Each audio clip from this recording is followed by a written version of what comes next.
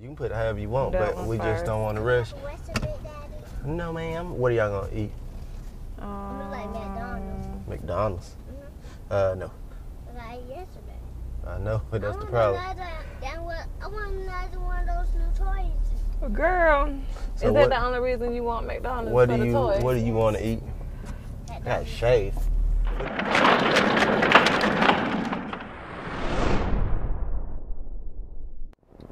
What's up, guys? It's your boy Chris. Welcome into another great tech ride home, and we're doing something a little different this time. Yesterday, and I apologize, but I was having some technical difficulties with the audio. I am running a kind of funky system in order to get both of us mic'd and in order to get the sound to you. So we're having some issues, but hopefully we have those resolved. I'll find out. You'll find out if you see this video. And we're going to jump right into the topics. It's actually Saturday. It's about 4 o'clock in the afternoon Eastern time, and we're still going to do the tech ride home. It's just not going to be from work. So we've decided that we're going to do these pretty much anytime we're riding home from anywhere. So yeah, here we go. In this episode, I wanted to do something that I hadn't done, and thank you guys so much. Let me say that first, for the awesome comments and the support for these videos. I do want to answer your questions, and I finally got some questions to answer. So thank you guys so kindly for giving me those. I want to jump right into them, and hopefully I can give you some reasonable answers. Some of you will agree, some of you won't agree, but that's why we all have our own opinions, so we can respect those opinions, and that's what makes us individuals.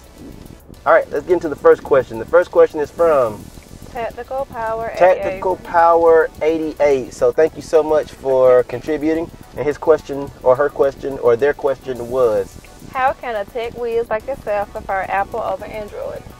Apple is so much more expensive and limited compared to Android. Android, Apple. That's an endless debate that will go on for the ages. It really boils down to a preference thing. And I think that right now, as it stands, Android, for the most part, at least in the phone sector, or in the operating system for the phone sector, let me be correct with that, it is winning the cutting edge race. But I think in terms of usability and consistency, Apple is winning that race. So it depends ultimately on what's more important to you, and I'm kind of split on that. For certain things, I do like there to be. I like to be cutting edge on my computers and on other things, but there are certain aspects of my life that I just want to work. My tablet, for instance, my phone, definitely, because I use it all the time. It's got to work well, and it's got to be consistent, and that's why I like, my iPhone. And what's funny to me is that I've got a lot of Android friends. I've also got a lot of iPhone friends, and I switch back and forth from time to time, depending on if a device has a specific feature set that I like. And it's always funny. My Android friends never fail to bash Apple at any chance they get. And my Apple friends just really don't do that. They kind of know what they have. They like what they have. They like what they like, and they, it kind of goes unspoken. Whereas my Android friends always are like, oh, why you got that piece of crap, battery life, small screen, yada yada yada, look what I can do, look what I can do, like they have to win me over or something at any cost. And it's just not that way. I mean, if you like Android, great. If you like iOS, great. But it's really up to personal preference and what you actually want to go with. There is a such thing as a luxury tax from Apple. I think that some of their pricing is borderline ridiculous, but I mean, the reality of it is that I've never once gotten an Apple product that I said, this is crap, it's not good quality. I've always felt like I was getting something quality. I always felt like the support was outstanding across the board, and I also always felt like the experience that I was having was great.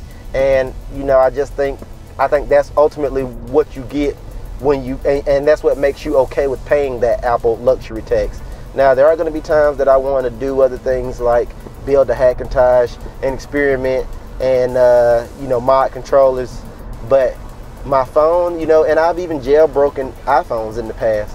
But at the end of the day, my phone has to work. It has to work well. It has to be a consistent experience. And that's what I get from Apple. And I don't think that all Android users are created equal and all Android experiences are created equal. And let me explain on that real quick, and I'll end this topic.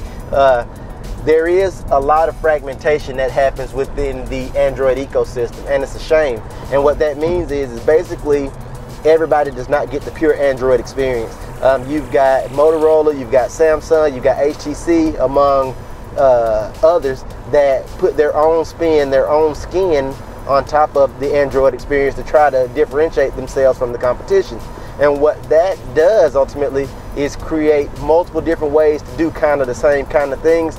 It promotes confusion, and it promotes performance issues, and that's what I think a lot of people have. That's why there's so many crashes and so much lag and bugginess in Android. It's not Android as an operating system, that as Google would have it, rather it is Android with the skins on it, and as other people add ROMs and things of that nature, and you don't get a consistent experience. I would be lying to you if I would tell you that I would get the same experience with an HTC One that I got with the Galaxy Note 3. I just did not get the same experience, and it wasn't a bad experience, but it was a different experience. And that's one of the things that I really do like about Apple. Yes, bland to a degree, but it's getting better.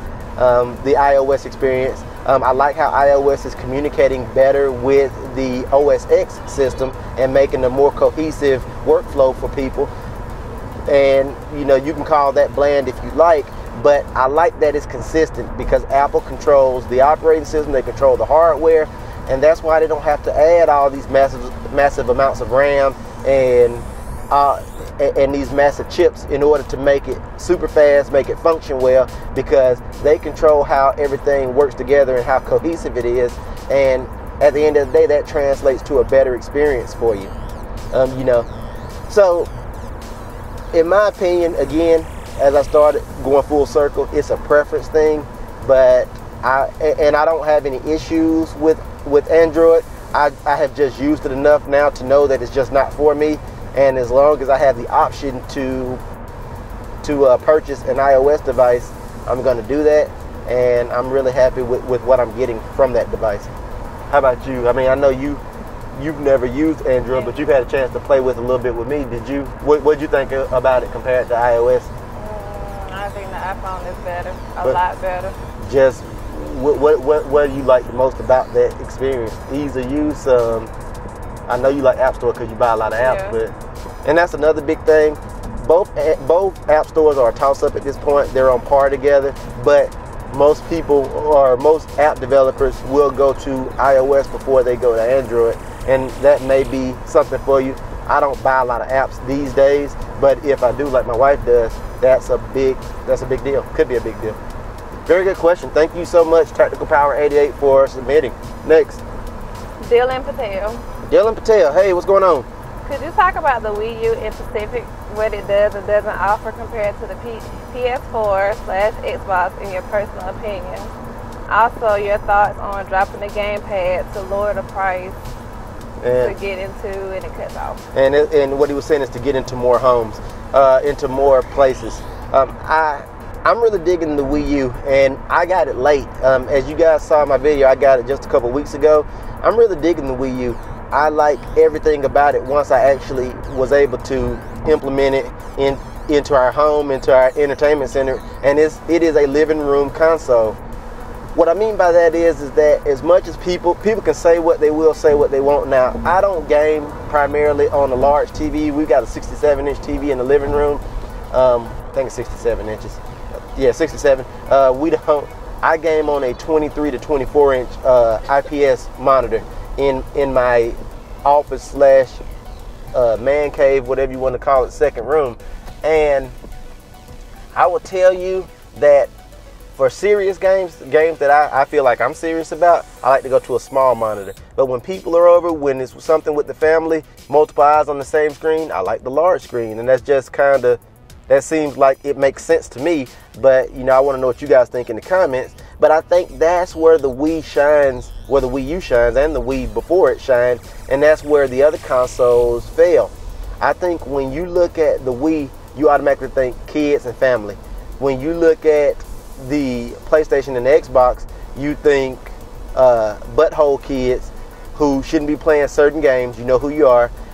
And you think bigots, racists, you name it, and you think the adults like myself who want to play hardcore games with curse words and all the other stuff that comes along with that. You don't necessarily think family when you think of PlayStation titles, and you don't necessarily think family when you think of Xbox titles. And I'm just being real. You think kind of one man, standalone, I hop online, communicate with a bunch of my friends, we talk a little crap, have a great time, and we argue with other people over online. That's just part of it if you want to go that route. I think that's the difference between the two. And I really like having that separation, because there are times when I want to hang out with the family or jump into a game. They're in there raising Cain, laughing, having a good time playing, and I may want to jump in on that. And you don't necessarily get that same level of experience with the PlayStation and with the Xbox. You just don't. It's a more serious versus a more playful experience. Let me know what you guys think about this, because that's a really interesting question and an interesting point it brings up. I really also like the gamepad. I think it's one of the best pieces of tech to come out in a long time, because it's smart. What it ultimately is doing is mixing a controller and a DS together, and I really like that functionality. I didn't think I would, but it feels right. It's nice and light, and I think that was just very smart by Nintendo, and they're always very smart. When they do certain things, it just takes the rest of us a little while to catch on to what they're doing. What's interesting about the gamepad is right now most games only will, I don't think there's any games, in fact, that will let you use multiple gamepads, and that's kind of a shame. I would like to have a second gamepad, because you didn't know what it was at first, but now that's what you like to play Mario Kart and stuff with over the steering wheel, and I like it too. It's got nice tight controls, it feels right, you can control your TV and do other things from it. I just think it's a great device, and it's a great implementation. So Nintendo, if you're listening, let's get some games out that we can use multiple versions, and let's actually get the gamepad separately sold on the market so we can purchase it, because I think that it's one of the greatest devices that's happened. I think Sony needs to really steal a page from their book and somehow integrate the Vita into a controller and do some of the same stuff that they're doing, and I think that they would have, lightning in the bottle. They would have some success, because I would buy that in a heartbeat and like to play it, because there'll be times when I would want to sit in my bed and still play my, not using the I guess the Puppet Master, whatever second screen feature, but the actual screen. I would want to sit in the bed, turn the TV off in the other room, and still play Call of Duty or something like that without lag, with headphones in, with the real controller, with a screen in it. Oh man, that'd be awesome. I would buy that in a minute. That's something that I'm excited now. I need to call Sony. But yeah, that's a great question. I don't know what the right price for the gamepad would be. I would say realistically $100, you think probably be right for it. The system's $299. Oh yeah. So I think that, I think they have some a little cheaper variants than that, but about $299. So I think $100 is the right price for that. But I don't know what the timeline is. I will say that Nintendo had a great E3. They've talked about a lot of great games that are coming and kind of where their plans are headed. So I think they're headed in the right direction, and I think that we'll see more with the gamepad as we move forward. Another great question, great question. We're gonna take a quick break before we get to the last question, because I'm gonna order some food. So I'll be back in a second, guys. You're watching Tech Ride Home.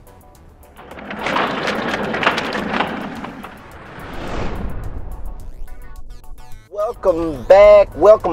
We are 2 questions down. We've got one more to do in this Tech Ride Home, and this is probably the toughest one to answer. This one is from Egal. Hello, welcome. And in this question, he, they, she asks, thanks for the nice and interesting video. Could you talk a bit about your experience with your Hackintosh, maybe? That is a tougher question, because I would tell you I have a real love-hate relationship with my Hackintosh. I have loved to build it. I've loved doing the research to find the parts. I've loved fixing issues as they arise, excuse me. But I will tell you, my Hackintosh at this point is not a dependable machine to get real work done. Let me elaborate on that. I can edit a few YouTube videos. I can edit this video, no problem. I can search the web. I can do a little light Photoshop. But I'm talking about get down, hard, heavy workflow stuff. I cannot, in good faith, depend on my Hackintosh to get that stuff done. There's not an issue with it, but occasionally, like, I'll lose audio. I have to go back in and reinstall drivers. My screen aspect ratio orientation will get messed up. I have to go in and deal with that. There's always some kind of issue that I always have to tackle, and not on a day-to-day. And I don't know if you guys know or not, but I do run a dual boot. I run Windows 7 and I run OS X. And for the life of me, I can never keep that thing running perfect for more than about a week or two. Then I have a problem I have to go in and address and fix. And I know I'm not the only one. I'm on the Tony Mac forums all the time, and there's a lot of people that have the same kind of issues. So that being said, if you want something to tinker with and you want to build something, I think that the Hackintosh is a good way to go. It's very fulfilling, and it's a really cool machine that can do a lot of things. But to be honest with you guys, I use mine primarily in Windows mode, and I game on Steam, and I do other stuff with it. I just don't use it as a Apple workstation. Now, I do want to get a Mac Pro, but to be honest with you guys, I'm broke. I don't have the money to get it. I would like to get more money so I can get one. I'm thinking of actually doing a fundraiser, because I want to be able to edit better stuff, and I don't even have to get the brand new one. Hell, I'll get a 2012, 2011 model, but I would like to get a Mac Pro in my arsenal to go with my MacBook Pro. But you know, as I kind of told you guys before, it's expensive running a tech channel, especially when you don't have any paying sponsors, which I don't at this point. So it's all coming out of, you know, her and mine's pocket, and it's expensive. So I definitely like to get a Mac Pro. And the funny thing is, me wanting a Mac Pro is what spawned me wanting to build a Hackintosh. But you know, you pay for what you get, and I could build an awesome Windows workstation too that I think would be stable, because when you build a Hackintosh, you're using Windows parts to simulate Mac.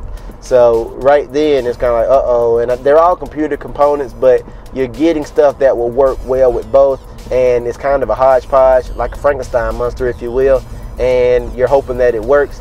And I just, again, when you start talking about having to deal with little small issues every day, I don't want those, especially when I got a video I got to get out for you guys, or especially when I've got one I've got to get out, like if I'm doing a shoot for a church or for a business. I want to just be able to get the shoot done and be able to move on with the editing and all the post work and get the project out to the customer. And I just can't in good faith do that. I've had several big projects crash on my Hackintosh, and after that I said, screw this, and I went away from using it. So I just want you guys to kind of know where I stand on that. So that's a great question. I still think a Hackintosh is a good investment, and if you have the time and the energy and want to tinker, it's great. But if you have serious work that you have to depend on, you got to go with the legit workstation, and that's where I'm kind of trying to move now. And I want to be able to have my MacBook Pro as my secondary and my Mac Pro as my primary system. So there you go. Anyway, guys, we've made it home safely. We got some food. I'm excited. Thank you guys so much, Tactical Power, Dylan Patel, and Egal, for your questions. Really appreciate you guys.